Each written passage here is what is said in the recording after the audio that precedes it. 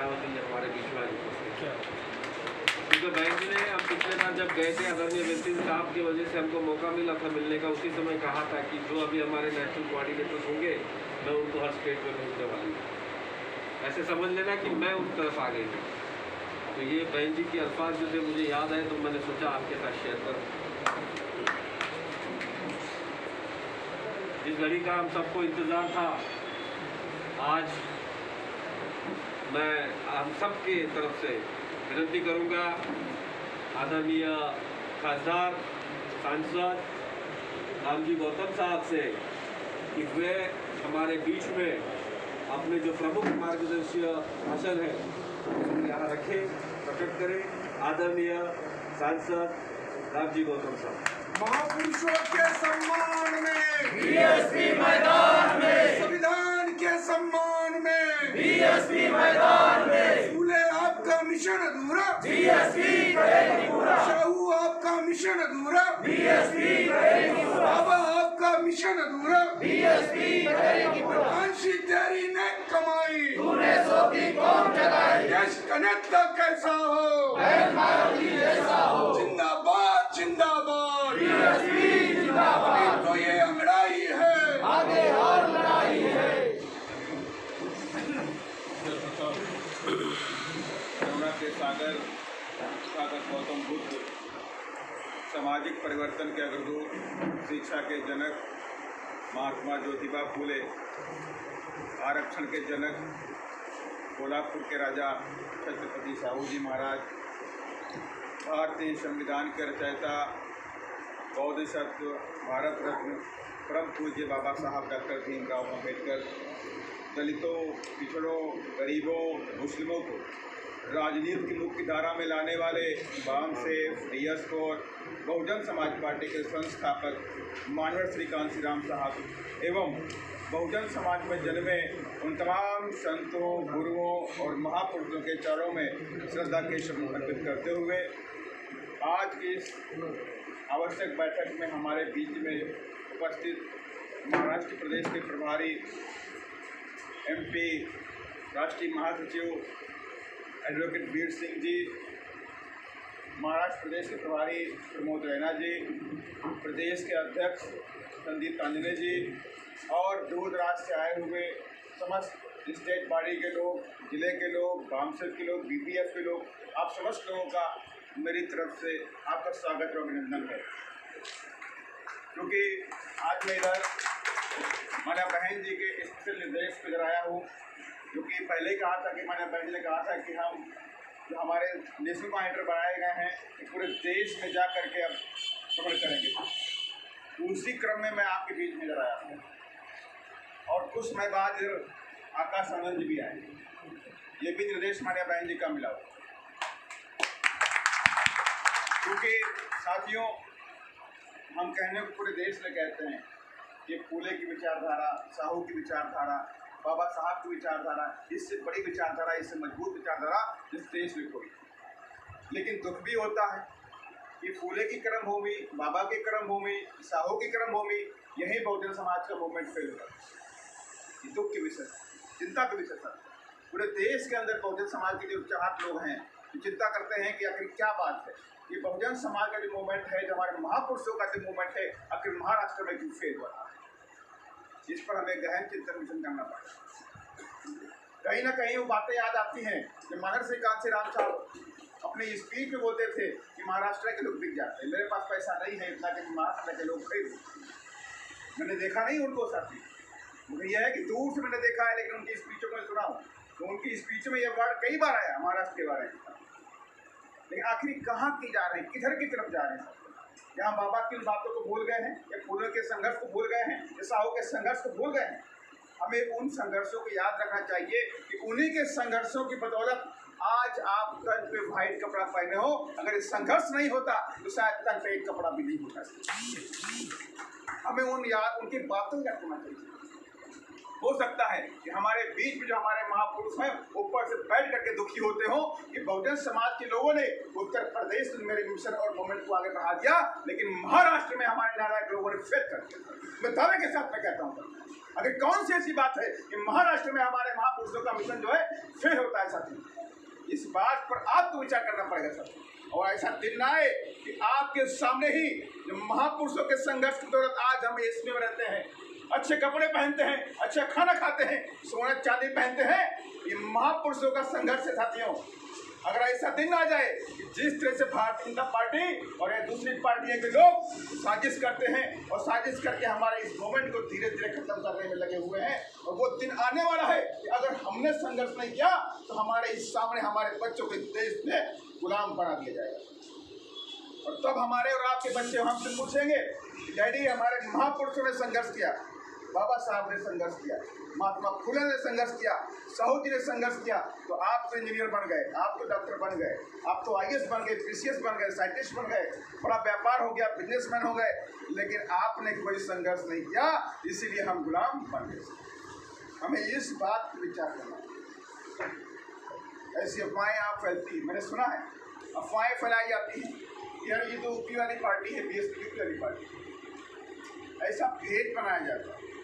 ऐसी बात भी सुनने को मिलती है, यहाँ महार और चमार की बात में डिफरेंस किया जाता है, ये महार है, यहाँ पे महार है और चमार है सब। अरे हमने कभी बाबा साहब को महार नहीं समझा, हमने तो अपने बाबा साहब को कर्मभूमि साथियों है और जन्मभूमि मध्य प्रदेश भी साथी। इन दोनों प्रदेशों में आप देख लीजिए, इतना बड़ा पार्क तो दुनिया में भी नहीं होगा, जितना बड़ा सम्मान उत्तर प्रदेश में हमारे बहन ने बाबा साहब को दिया था। लखनऊ के अंदर विश्व का सबसे बड़ा पार्क बना हुआ था। यही नहीं साथियों, बाबा साहब की विचारधारा को गांव गांव फैलाने के लिए हमारे बहन जी ने अपनी सरकार के समय हर पंचायत में 2 से 2.5 एकड़ जमीन को रिजर्व कर दिया। इसलिए रिजर्व कर दिया, बाबा साहब के पार्क हर गाँव गाँव में बनाए जाए। 2.5 एकड़ के पार्क बनाए गए साथियों। 10,000 से ऊपर गांव को अम्बेडकर गांव घोषित कर दिया गया और उन गांव के अंदर बाबा साहब की मूर्तियां लगाई गई। ऐसे ही साथियों, विचारधारा अगर फली फूली है तो सही मायने में उत्तर प्रदेश से फली फूली है, लेकिन यहाँ आपस में बंटवारा है साथियों। ये बंटवारा हमें खत्म करना चाहिए। हमें बात याद आती है, हमें पढ़ते बाबा साहब को, बाबा साहब ने कहा है संगठित रहो और संघर्ष करो। संघर्ष करते हो लेकिन संगठित नहीं रहते हो। सबसे मेन मंत्र जो है संगठित रहने का साथियों, वो तो यहाँ भूल जाते हैं लोग, लेकिन हमें संगठित होकर के अपने मूवमेंट को बचाना है। और 2024 के अंदर बहुजन समाज का जो हाथी है इस पार्लियामेंट से लेकर दिल्ली से लेकर के महाराष्ट्र की विधानसभा में पहुँचाना है सबको ये बात करने वाले साथी। और आपसी मतभेद फैलाने से कोई फायदा नहीं होगा कि आप ये अध्यक्ष बनेगा तो वो हटेगा, वो बनेगा तो वो हटेगा। और मेरी समझ से मदन श्रीकांत श्रीराम साहब ने पार्टी की शुरुआत यही से की और आज से लेकर उस समय से लेकर के आज तक आमदार नहीं बन पाया। आमदार बोलते आमदार भी नहीं बन पाया सर। बाकी दूसरे स्टेट में देख लीजिए आप, हमने 4 बार यूपी में गवर्नमेंट बनाई, 11 MLA हमारे MP बने। उसके बगल में आपके बगल में तेलंगाना आंध्रा है, जहाँ नागपुर का विदर्भ खत्म होता है तेलंगाना शुरू हो जाता है, वहाँ भी हमारे कई बार MLA रहे। आंध्रा में हमारे MLA रहे, कर्नाटक में भी हमने MLA जिता दिए साथ, जम्मू कश्मीर में रहे, हरियाणा भी रहे, दिल्ली भी रहे। हर प्रदेश के अंदर हमारे मूवमेंट आगे बढ़ा, लेकिन महाराष्ट्र में फेल होता। महाराष्ट्र में हमारे MLA नहीं बने सर। ये ऐसी भावना के साथ में काम करता है। इस बार हमें रिजल्ट देना ही है और 2024 में बाबा साहब के सपनों को दिल्ली तक पहुँचाना है। सबसे हमारी बात है, ये जंग होनी चाहिए। ये जंग नहीं होनी चाहिए कि इसको हटाओ उसको बचाओ, उसको हटाओ उसको बचाओ। अगर इससे पहले कई हटे कई बने, लेकिन रिजल्ट तो कभी नहीं आया। कभी आया रिजल्ट? तो कभी नहीं आया। कोई भी व्यक्ति रिजल्ट के बारे में नहीं सोचता है कि हमारा जो मूवमेंट है कैसे पहुंचेगा। मूवमेंट तब पहुंचेगा जब हमारा जो आमदार है, खासदार है, दिल्ली में बैठेगा और या महाराष्ट्र की असेंबली में बैठेगा, तब हमारा मूवमेंट आगे बढ़ेगा सर। इस बात पे हमें विचार करना चाहिए सर। और इसके लिए मैं स्वागत आप लोगों को फिर से करता हूँ, अभिनंदन करता हूँ कि हमें जो खबर लगी कि पंचायत चुनाव में बड़े स्तर पर हमारे लोग जीत कर आए सर। इसलिए आपको स्वागत की होगी साथी, क्योंकि मैं इधर स्पेशल पर्पज से आया हूँ। मैं हर महीने आऊँगा, आपकी हर बैठक में इधर आऊँगा। मिला हुआ है कि हर महीने में हर बैठक में इधर प्रतिमासिक में आऊँगा। इसके बावजूद भी हर महीने 3 से 4 दिन में महाराष्ट्र को घूमूंगा। मेरे पास बहुत सारे स्टेट हैं, तेलंगाना है, आंध्रा है, कभी हमारे भाई ने मुझको उधर तमिलनाडु, केरला, पौंडीचेरी में लगाया है, और हमारे पास मध्य प्रदेश है, बिहार है, राजस्थान भी है। तो हम 3 से 4 दिन हम आपको महाराष्ट्र देंगे। जैसे ही हमारा 2023 का चुनाव खत्म होगा, बिहार का खत्म होगा, और सॉरी मध्य प्रदेश का, राजस्थान का, तेलंगाना, आंध्र खत्म होगा, फिर फुल टाइम हम 24 में आपसे महाराष्ट्र में। और ये हमें ख्याल है, मेरा एक ही एम रहता है, जिस स्टेट में जाऊं वहां रिजल्ट जाना चाहिए। तो आपने देखा भी है कि शॉर्ट टाइम में मैंने 6 महीने उत्तर बनाए। राजस्थान में 4-6 महीने का समय था मेरे पास, 4 महीने का, और हमारे भाई ने मुझसे कहा कि 2 MLA थे मेरे इधर, इस बार एक भी MLA नहीं है, कम से कम पार्टी रिकॉग्नाइज होने के लिए 6 MLA चाहिए होते, मिनिमम 6 MLA। मैंने कहा भाई 6 MLA आपके आए, 6 से नीचे नहीं आएंगे, और 6 MLA हमारे बने थे। कई सारे MLA हमारे बहुत कम अंतराल से हारे, 1500 वोट से करीब 8-6-7 लोग हार गए। और अभी बिहार में देखा आपने, बिहार में हमारा एक MLA जीता और 2 MLA को हरा दिया, चुनाव आयोग ने हरा दिया। मतलब वेबसाइट में डिक्लेरेशन हो गया, उसको भेज दिया घर पे, उसके बाद बोले कि आप 149 वोट से हार। ऐसा भी होता है, 149 बोले कि पोस्टल के जो वोट होते हैं वो आपके इनवैलिड हो गया है, 300 वोट आपके इनवैलिड हो गए हैं, इसलिए आप 149 वोट से हार गए। अरे पोस्टल बैलेट में तो पढ़े लिखे लोग वोट डालते हैं, जो वहाँ पे ड्यूटी करता है वही वोट डालता है साथ, और वो लोग गलती नहीं करते, वो तो टिक करना होता है। लेकिन कहा है आपके वोट इनवैलिड हो गए, खराब हो गए, 149 वोट से हमारे सीट हरा दिए, और एक जगह 2000 वोट से हरा दिए। जब मूवमेंट हमारा पड़ता है तो दूसरी जो ताकतें हैं वो कभी नहीं चाहती हैं कि बहुजन समाज पार्टी है, बहुजन समाज के लोगों का जो मूवमेंट है, फुले का जो मिशन है, बाबा का जो मिशन है, फुले और साहू का मिशन है, ये कभी आगे बढ़ नहीं पाए। जितनी पार्टियां इस देश के अंदर हैं वो लोग अगर डरती हैं, वो चाहती हैं कि बहुजन समाज पार्टी कभी आगे नहीं बढ़े, जानती है अगर बहुजन समाज पार्टी आगे बढ़ेगी तो बाबा का मिशन पूरे देश में लागू होगा। बहुजन समाज पार्टी के पीछे पहुंचेगी तो बाबा का संविधान पूरे गांव-गांव से लेकर के हर जगह लागू हो जाएगा। इसीलिए तमाम तरह की जो पार्टियां होती हैं आपस में मिल जाती हैं लास्ट में जाकर के, और उनका एक ही एम होता है, मकसद होता है कि किसी न किसी भी तरीके से बहुजन समाज पार्टी को आप रोक दो। एक ही डर है, एक ही खौफ है, बहुजन समाज पार्टी को आप रोक दो सर। इसलिए साथी मैं आप सबसे कहता हूँ,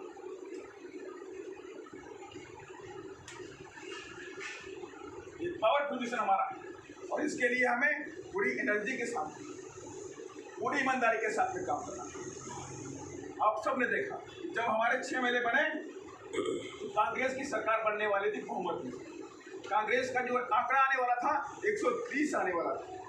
बहन ने कहा कि वहाँ तो सब गड़बड़ हो जाएगा, हमारी पार्टी कहाँ जाएगी। उन्होंने कहा बहन जी मैं कांग्रेस के रथ को रोक दूंगा, इनको बहुमत तक पहुँचने नहीं दूंगा। और वैसा ही हुआ, कांग्रेस 2 वोटों से 2 MLA से पीछे रह गई बहुमत से। माने भाई ने कहा कि हम सामंतवादी ताकतें जो होती हैं इनको रोकने के लिए राजस्थान के अंदर हम कांग्रेस को बाहर से समर्थन करेंगे, सपोर्ट करेंगे। और एक डिमांड रखी, जो 2 अप्रैल का जो केस था, हमारे तमाम SC/ST के जो लोग थे उन पर केस लगे हुए थे, उन केसों को आप वापस ले, बस इतनी डिमांड थी। न हमने कोई ऐसे मिनिस्ट्री मांगी न कुछ मांगा, और बाहर से सपोर्ट भी किया। उसके बावजूद भी कांग्रेस ने हमेशा की तरह बहुजन समाज के लोगों के पीठ पे छुरा घोंप दिया और 6 के 6 MLA हमारे तोड़ दिए। इसलिए कांग्रेस हमारी कभी अपनी नहीं है। बाबा साहब ने भी कहा है, कहा नहीं कहा, क्या कहा है, तो कांग्रेस की बातें नहीं कर रही थी। लेकिन यहीं पे मैं देखता हूँ कि तमाम ऐसे लोग होते हैं जो बाबा साहब के सिपाही रहे हैं, वो कांग्रेस में मिनिस्टर बन गए, कोई रास्ता बन गया, कोई एमएलसी बन गया। इसके मतलब वो गलत है। और आज भी ऐसे कुछ लोग होते हैं जो हमारे मूवमेंट और मूवमेंट को मिशन को रोकने का प्रयास करते हैं, थोड़े से लालच, चंद लालच में, और कोई बड़ी बात नहीं है, चंद लालच में हमारे मूवमेंट और मिशन को रोकने का प्रयास करते हैं। वो ये नहीं समझते हैं कि आज तुम अपने मूवमेंट और मिशन को रोक रहे हैं, लेकिन आने वाले समय में जब हमारा ये बच्चा बड़ा होगा तो इस देश में गुलाम बनाएगा। इस बात को हमें कभी नहीं भूलना चाहिए, और हम जिस काम को करते हैं उसे सच्चाई और ईमानदारी के साथ में करना चाहिए। और ये बात हमें अपने बाबा साहब से सीखना चाहिए कि जिस तरफ कदम बढ़ा दिए तो पीछे उन्होंने कभी नहीं किया, कभी किए पीछे साथ। उन्हीं से हमें सीखना चाहिए जो हम उन्हीं के संतान हैं, हम सब उन्हीं के संतान हैं, हमारे महापुरुष के साथ हैं। तो हम हमारे कदम भी उन्हीं के इशारे से पड़ना चाहिए। तो अभी ठान लिया कि बहुजन समाज पार्टी का डंका जो है 24 के अंदर महाराष्ट्र असेंबली में होगा तो होगा। सोचेंगे तो काम बनेगा, नहीं सोचेंगे तो काम बिल्कुल नहीं बनेगा। हम सोच कर पड़े कि हाँ पहुँचेंगे तो पहुँचेंगे साथ। अगर सोचे अरे भाई हम तो कमजोर हैं, कैसे पहुँचेंगे, तो कभी नहीं पहुँचेंगे साथ। अब आगे नहीं पहुँचे, आगे भी नहीं पहुँचेंगे साथ। इसलिए साथियों में पूरी ताकत के साथ में लगना है। और जो मुझे माने बहन जी के निर्देश मिले हुए हैं मैं आपको बताया दे रहा हूँ वो इस तरह से हैं कि हमारे जो कमेटियाँ थी, जो जोन की कमेटी हमारी थी, जो प्रभारी लोग थे वो सारे बहन ने खत्म कर दिए। और उसका ख़त्म करने का एक मकसद है कि कोरोना फैला, पहले भी रहा और दोबारा कोरोना पैर फैला। बहन जी ने कहा कि जो हमारे जोन कैंडिडेट्स होते हैं वो लंबा रन नहीं कर सकते, एक जिले से 3 जिले में 4 जिले में जाए काम नहीं कर रहा है, इससे हमारा मूवमेंट भी रुकता है, काम भी रुकता है। तो हमें एक ऐसा काम करना है, ये सारी कमेटी जोन कमेटी है, मुख्य जोन प्रभारी है, सारा खत्म करके हमें जिले वाइज कमेटी बनानी पड़ेगी। जिले वाइज मीन्स जो हमारी जिला कमेटी है वो एजिट है, बूथ कमेटी है वो एजिट है, असेंबली कमेटी वो एजिट है। VPF वामचत में कोई भी परिवर्तन नहीं किया गया, लेकिन हाँ हमारे मूवमेंट को गति देने के लिए जरूरी था कि हम अपने एरिया को, क्षेत्रफल को कम कर दें। तो हमारे बहन जी ने कहा अब जो जोन बनेगा वो एक जिले वाइज बनेगा, एक जिला जो होगा वो अपने आप में ही जोन कहलाएगा और उसमें 3 लोगों को जिला जोन का इंचार्ज बनाया जाएगा। जो लोग हमारी प्रदेश कमेटी में हैं, प्रदेश बॉडी में हैं, उन लोगों को भी जिले में ही उनको जिला जोन इंचार्ज बनाया जाएगा। वो लोग सिर्फ अपने जिले के अंदर ही पार्टी के काम को देखेंगे, सब को देखेंगे साथी। और इसके बाद भी मैंने कहा है तो कौन लोग बनेंगे, माने ये भी बात आती है कि 3 लोग जो बनाए जाएंगे ये कौन से लोग होंगे।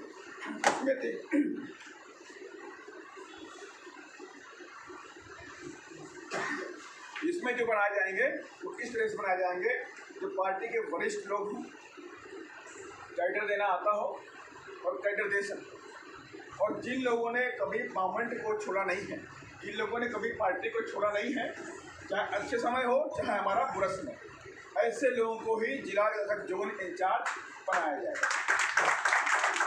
इस बात को फिर से आप गौर फरमा लीजिए, जो लोग हमारे वरिष्ठ हैं, कैडर देना आता है, छोटा मोटा उनके पास साधन है, छोटा मोटा साधन है और इन्होंने कभी भी पार्टी को छोड़ा नहीं है, पार्टी को छोड़ा नहीं है, अच्छे या बुरे समय में ऐसे लोगों को ही जिला जोन की इंचार्ज बनाया जाएगा। वो जिला जोन के प्रभारी कहलाएंगे, जिला जोन कोऑर्डिनेटर कहलाएंगे। क्या कहलाएंगे? जिला जोन कोऑर्डिनेटर कहलाएंगे। इस तरह से कमेटी बनेगी। और दूसरी तरफ से हमारे सांसद तानिया जी पर मान्या बहन जी का पूरा आशीर्वाद है, ये हट नहीं रह सकती। पूरी कमेटी हमारी पूरी कमेटी है वो एजिट रहेगी, उसमें कोई बदलाव नहीं किया गया। और जो आपने मान्या बहन जी का जन्मदिन की बात है तो आप सबको पता है, देखिए मूवमेंट यहीं से स्टार्ट हुआ, पहले कूपन शुरू किए गए, उसके बाद रजिस्टर शुरू किया जा रहा है, यही नहीं अभी से नहीं चल रहा है, माननीय श्री कांशीराम समय के समय से चल रहा है और आप सबने दिया भी है, नहीं दिया नहीं, दिया भी है। और ये भी हम जान रहे हैं कि कोरोना की वजह से इस बार कुछ कम हो पाया, लेकिन हमें ये भी देखना है कि 2023 से पहले हम कई स्टेटों में अभी चुनाव ले जा रहे हैं। तमिलनाडु है, केरला है, पौंडीचेरी है, वेस्ट बंगाल है और उसके बाद बहुत बड़ा चुनाव हमारे लिए उत्तर प्रदेश। कहीं से भी देखिए, पहली बात कि हाँ सारी पार्टियां जो होती हैं, चाहे एनसीपी से लेकर कोई भी CPI CPM तक की जो भी पार्टियां देश के अंदर हैं, वो सारी की सारी पार्टियां धंधा सेटों से चलती हैं या बिजनेसमैनों से चलती हैं। उनके पास एक बड़ा से बड़ा फंड आता है, हजारों करोड़ रुपए का फंड आता है, वो फंड आपस में पड़ जाता है, उन्हीं से वो पार्टी चलाई जाती है। लेकिन बहुजन समाज पार्टी इस देश की एक लौती सिंगल पार्टी है कि बाबा साहब के उद्देश्यों के हिसाब से चलती, सिद्धांतों चलती है, कभी भी धंधा सेट और बिजनेस फर्म से 1 रुपया भी चंदे के रूप में नहीं लेती। और इसका एग्जाम्पल भी देता हूँ आपको, इसका एग्जाम्पल भी देख लीजिए। जब भी बहुजन समाज पार्टी ताकत में आती है, जब भी हमें मौका मिलता है, तो मान्या बहन जी MNC से लेकर राज्यसभा तक के जो वर्कर्स हमारे होते हैं उनको भेजने का काम करती है। एग्जाम्पल आपके सामने है, माने वीर सिंह जी 3 बार रहे नहीं रहे पार्टी के वर्कर्स। राम जी गौतम भी आपके सामने, तो धन्ना सेठ का बेटा नहीं हूँ मैं, मुझे भेजा सब। और मेरे जगह पे जो दूसरा जिसने पर्चा भरा हुआ था वो मिस्टर तो बजाज था, वो 55 करोड़ रुपए दे रहा था, फिर बोला 100 करोड़ रुपए ले लो हमसे, पार्टी फंड में दे देंगे 100 करोड़ रुपए। राम जी गौतम का पर्चा वापस ले। माने भाई ने कहा ये 100 करोड़ रुपए मेरे काम के नहीं है, मेरे लिए मेरा पार्टी का वर्कर काम करता है। अभी भी पार्टी जब भी हमें मौका मिलता है, हमारी पार्टी को अपने वर्कर्स को आगे बढ़ाने का काम करती है, ताकि बहुजन समाज की जो लोग दलित हैं, पिछड़े हैं, आदिवासी हैं, इनकी आवाज़ राज्यसभा के अंदर बुलंद हो सके। महिला सिर्फ को भेजेंगे ये आवाज कभी नहीं उठने वाली। इसलिए हम जब भी मौके में आते हैं तो हम अपने वर्कर्स को ही आगे भेजने का काम करते हैं। इसलिए ऐसी ताकत बनी है आप लोग की तरफ। जब अपनी इतनी ताकत बनाइए तो कम से कम महाराष्ट्र से राज्यसभा आप लोग पहुंचेगा। मैं उधर पहुंचा तो मैं सोचा कि राज्यसभा में भी बहुत सारे लोग एससी के लोग होंगे यहाँ पर। जब मैं उधर पहुंचा मैं दंग रह गया। राज्यसभा में पूरा काउंट किया तो सिर्फ 4 आदमी एससी के निकले, बाकी सारे के सारे अपर के लोग। दंग रह गया।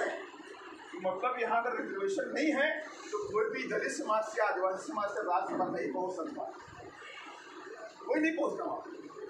अगर रिजर्वेशन यहाँ है वहाँ बाबा साहब की देन, बाबा साहब का रिजर्वेशन लागू हो गया है तो वहाँ MP MLA बन जाते हैं, लोकसभा में या हमारे असेंबली के अंदर बन जाते हैं। लेकिन राज्यसभा में रिजर्वेशन नहीं लागू है तो वहाँ SC के लोग कभी नहीं बन पाते।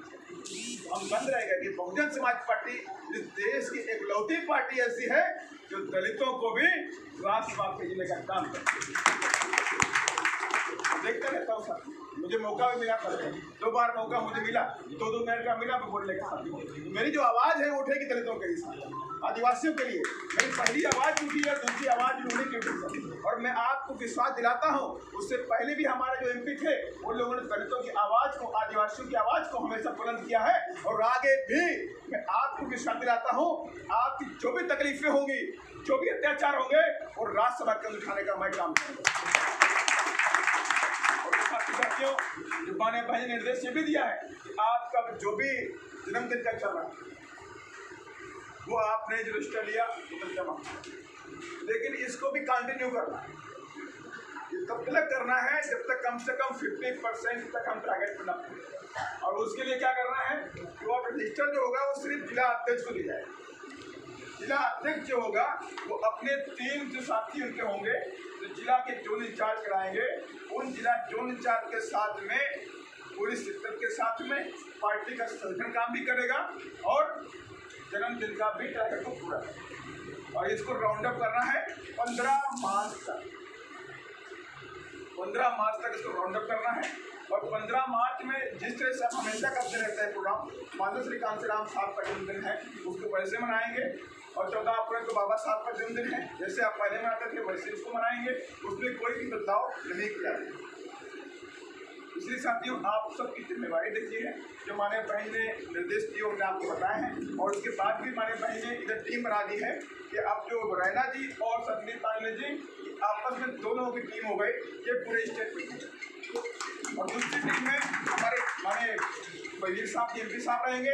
और ये किसी भी व्यक्ति को जो पार्टी का वरिष्ठ कार्यकर्ता होगा, क्योंकि ये बहुत लंबे समय से कर रहे हैं, हमारे भाई ने मुझसे कहा है कि वो पूरे स्टेट को जानते हैं और पूरे स्टेट के लोग भी जानते हैं, तो वो किसी भी वरिष्ठ व्यक्ति के साथ में पूरे स्टेट में जाकर के राउंड करेंगे। ये 2 टीमें जो बनेंगी ये रुकेंगे नहीं, ये कंटिन्यू पूरे स्टेट के अंदर गाँव से लेकर के शहर से लेकर के क्योंकि आपके पास उधर तमिलनाडु का भी है, केरला का भी है, तो इलेक्शन तक उधर बिजी रहेंगे। और उसके बाद पूरा समय आपके महाराष्ट्र में पूरी तरह से इस तरह से काम चलता रहेगा साथियों। और जो माने बहन जी के निर्देश इस बात के थे मैंने लगभग आपको सारे बता दिए हैं। और जो जिला जोन इंचार्ज बनेगा वो इस प्रकार बनाए जाएंगे, जो 3 लोग बनाए जाएंगे उसमें 2 लोग SC के होंगे, 2 लोग SC के होंगे और एक व्यक्ति उसमें होगा उसमें ST या OBC का होगा। वो आप अपने हिसाब से दीजिएगा कि जहाँ पे ST हमारे लोग हैं वहाँ ST बनेंगे, जहाँ पे OBC के जो हमारे मूवमेंट के विचारधारा से मिलते जुलते लोग हैं उनको हम वहाँ पे जिम्मेदारी देंगे। इस तरह से 2 ST के और 1 ST या OBC का है, 2 ST की कंपलसरी है।